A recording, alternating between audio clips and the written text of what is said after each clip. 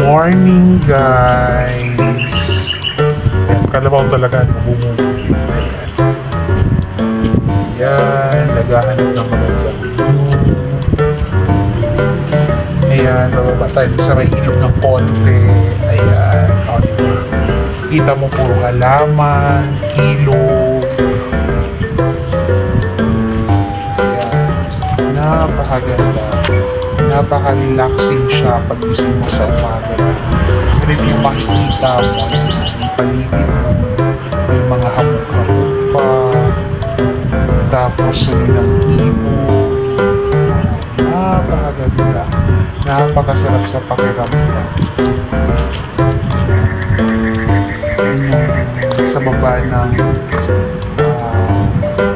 camping site na kung saan kami nag-stay. Ayan, ilog siya.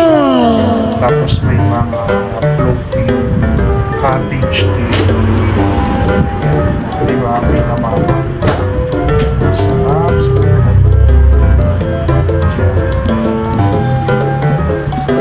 Napakasarap sa pakiramdam na pag-ising mo yung makikita mo.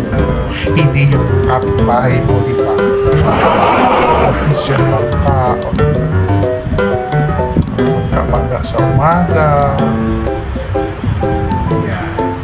Sarap na relaxing place. Ayan. Yan yung sa baba niyan is glamping with at mist. So, yun yung tent na andun sa ilog pero naka-float siya. Ayan, so yan yung taas, si CR yung nasa unahan. So meron siya mga pathways. Oh, dami-daming halaman. Ayun o, puno-puno. Mabubusog ang mata mo. Pero gutom ang sarap-sarap. Joke na.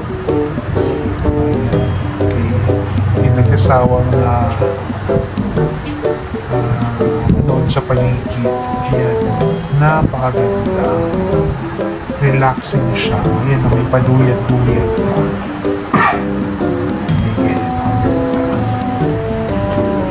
Ayan, ang tagal umalis naman ang video. Ayan, lalakad na siya. So, ayan, early morning yan. So, naglalakad-lakad kami kasi pagising namin gusto namin masulit yung araw. Nandun kami sa camping site. So, ayan, inikot namin siya. So, yan yung mga nasa paligid. Okay. So, kasi gabi-gabi dumating. So, hindi namin nakita yung place agad. Kasi kakaiba yung check-in nila dyan, 7:30 na gabi. Pero kinabukasan, buong araw na yun nandun ka sa place. 6 o'clock ang out. So, excited kami pagising namin na mag-ikot-ikot. So, yun pala yung lugar. Okay? Yun pala yung makikita mo sa area. So, napaka-relaxing. Ang daming puno. Talagang ma-amaze po kayo sa lugar. Okay? Gusto nyo mag-relax, i-recommend ko na isa yan sa mga lugar na dapat yung puntahan kasi marami silang mga adventure dyan. Okay? Saka malinis yung place. Halimbawa kung saan kayo mag-check-in, yung car nyo na dala, dun lang din siya sa tapat. Kaya napaka-accessible yung place na hindi ka mahihirapan na maghahakot ng mga gamit, dadalhin dun sa cottage nyo, hindi siya dun. Saka yung staff nila, sasamahan ka talaga. Okay. So,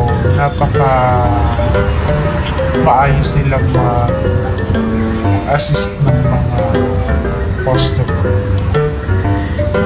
Tsaka hindi siya crowded na lugar.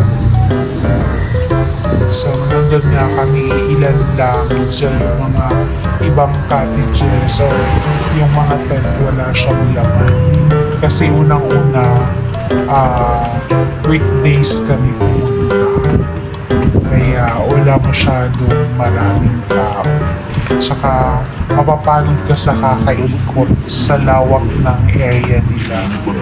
So ito yun, isa sa mga view deck nila. Sa baba makikita mo talaga yung ilog. Napakaganda. Tsaka yung puno talaga nila super napakaganda. Talagang inayos nila. Ayan, umaga yan. So lahat na pwede namin puntahan, inikot namin. So wala dyan si Gab kasi tulog pa.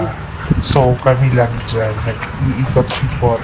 Talagang sinulit namin kasi nga excited kami na makita yung area. Ayan si Enzo, ayan. Lahat yan pinipicturean niya, ayan.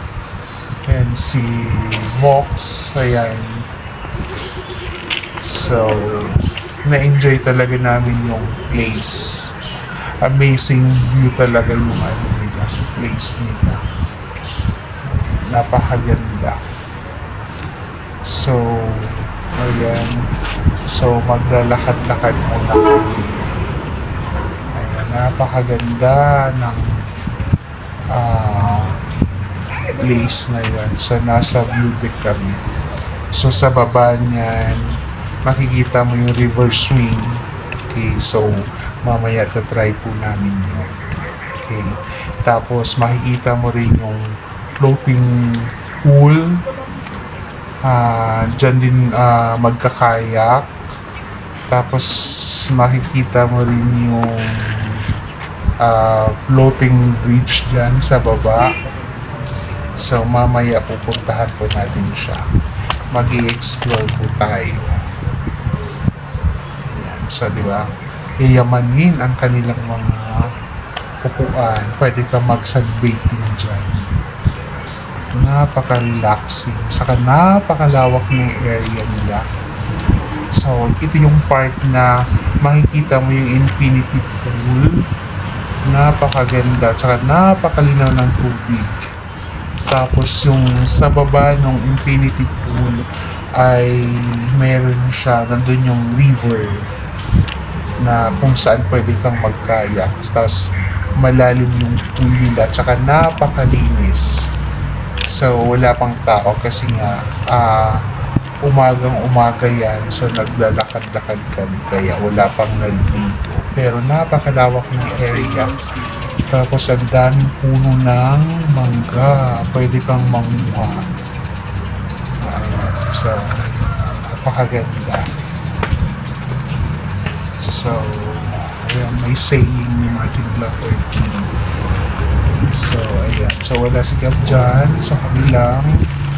Kasi maaga pa yan. Tulog pa siya. So, lahat kami na-excite na maikot yung area. Napakalawak na. So, ayan. So, sulit na sulit yung bayad mo.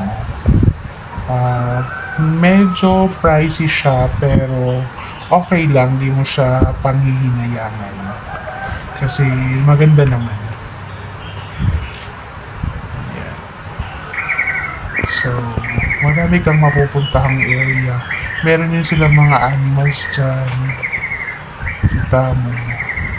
Sabi nga niya, tinan mo yung pathway nila. Kabilang side ay makikita mo yung mga bamboo. Yan, so napakalawak ng area nila. Kasi pwede rin siyang pang team building. Ayan. Kita mo siya.